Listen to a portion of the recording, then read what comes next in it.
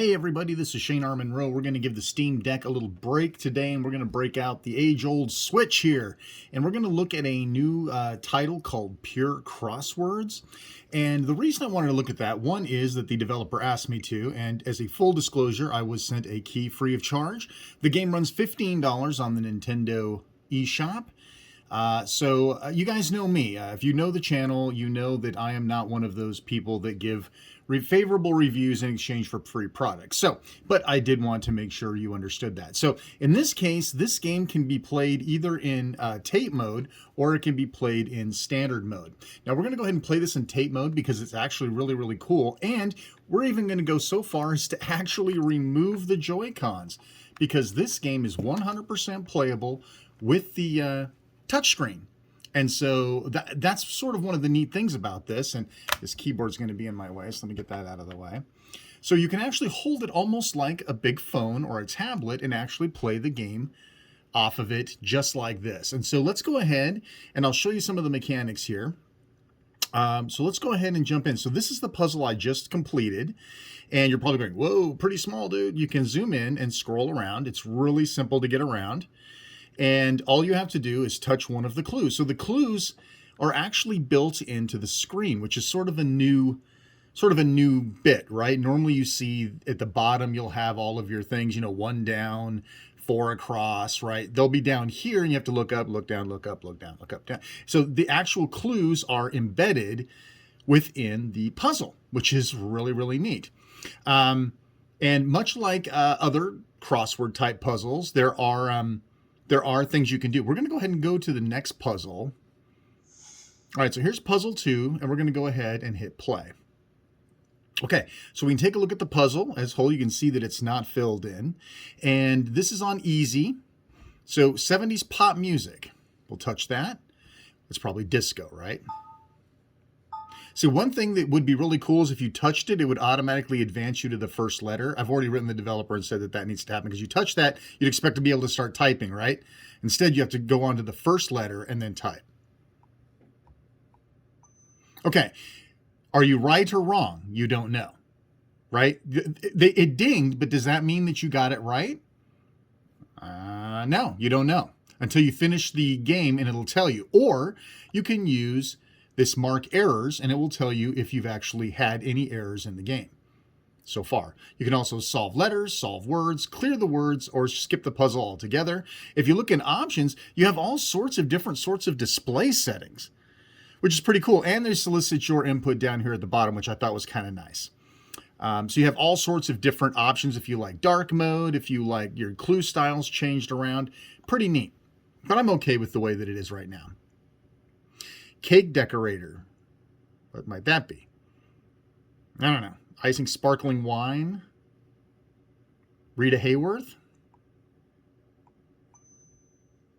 And you'll notice it automatically selected the next clue that met the last letter that you typed, which is kind of cool. Let's see what else we got in here.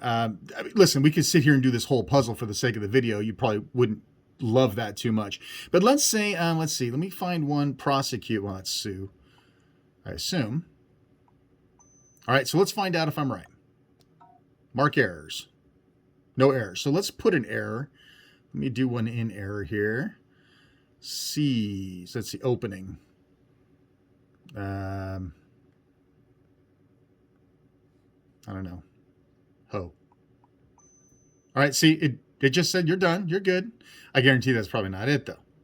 Right, so you mark errors and it'll show all of the errors that you currently have.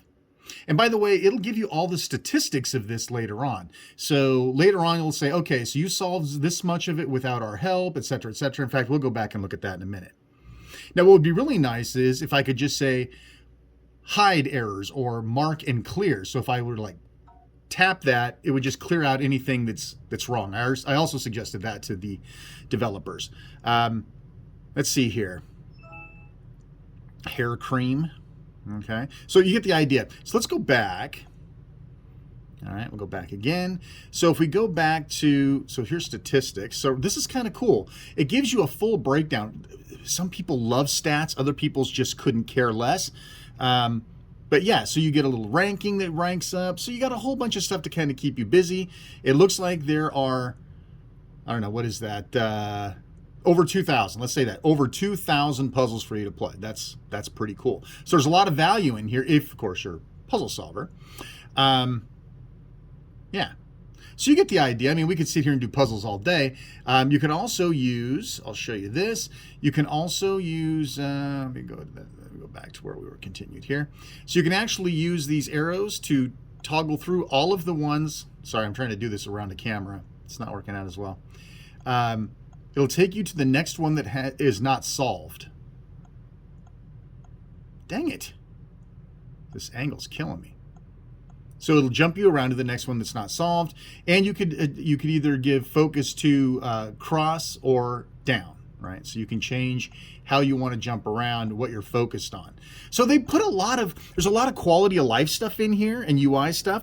Now I will tell you, right? So this is supposed to be an easy puzzle, and what you're going to find out, and so far I've only seen 1 or 2 occurrences of it. These are made by British puzzle developers. They even say that in the listing. So you may end up getting a clue that, quite frankly, doesn't mean anything to you, right? I mean, it's like, that's something in the UK, but it's really nothing here. Fortunately, because of the the whole concept of crossword puzzles, you might be able to, sorry, this is bothering me. Get rid of these. You might be able to get enough letters to give you the clue, or of course you can use the solving to help you out. But anyway, overall, I'd say it's a solid buy. Listen, if you like crossword puzzles, this UI is almost perfect. It works very, very well, especially when you're not trying to reach around the camera. It works really, really well. It feels great. I love the options. I love being able to take the Joy-Cons off, carry this thing around like a tablet. Okay, this is a toilet game, right? You can grab this, go to the toilet. You're not holding some big frickin', Steam Deck or Switch with all the the Joy-Cons on it. You've got something easy and portable. You could slip this really into your pocket, right? If you're going to work, have a little lunchtime fun. So I like what they've done with this. I think it's really, really cool. I think that like 98% of the UI is great. For me, there's 2 things that make or break any sort of crossword puzzle game. One is the UI. Is it easy to use? Is it clean, consistent, and you're not fighting with the controls the whole time? I adapted to this very, very easily with those couple of things that I mentioned earlier as a caveat. Overall, I think this is well done. The other thing too is, what are the nature of the clues? A lot of times you'll get European or Asian based game companies making these things, and sometimes they just don't translate well. I mean, Rita Hayworth, 70s pop music. A lot of these are going to be fine. I'm guaranteeing that you're going to run into a couple of them where it's like, dude, I would have never got that. I'm a smart guy, but I would have never got that. Not because it's too hard of a clue, but it may just be a little esoteric or more geared towards another locale. So far, so good. So just for fun, let's go back here and let's look at a difficult one, just so you guys can kind of see. 1920s dance, piano blues, pious woman, right? I mean, people know the word pious. Miserable old men, flying saucer, right? Series of prayers, right? So yeah, I mean, is it difficult because the clues are hard, or is it difficult because of a nationality problem or a regional problem? So far, this seems pretty good. They do give you a full disclaimer on the store, although it is under the read more category. They say, quote, "Our puzzles are created by British puzzle editors, especially with players from Commonwealth countries in mind. Of course, North American players are welcome to join the fun." So keep that in mind. Again, it's $15. It's available right now. It just came out this week. It's worth a look. It is, and I think that the price is fair. For me, my ipso de facto has always been New York Times crossword puzzles on the Nintendo DS.